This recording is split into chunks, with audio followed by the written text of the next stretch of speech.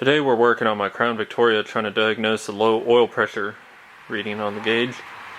And I was worried it was the oil pump because I didn't think to replace the oil pump when I had the timing chain replaced last year.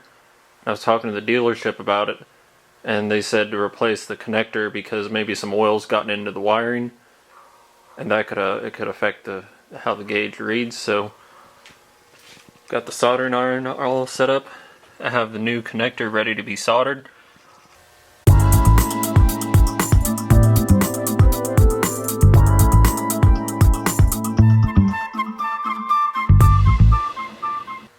Here's the finished product.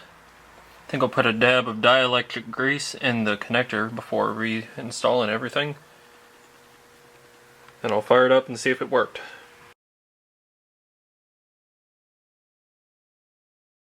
Giving it a cold start for the first time.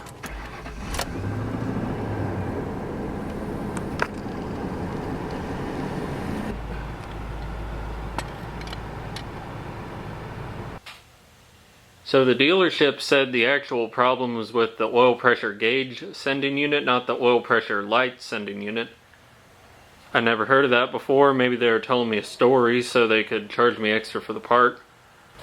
With the way car prices are and the way they're shoving EVs down our throat, these things are going to become more and more valuable as time goes on, and I really hope this is the last large amount of work I have to put into the car, because Crown Vics are great daily drivers until they break, and then they are stupid expensive to fix. So at least I don't have a payment that's biting me in the ass in addition to these repair bills.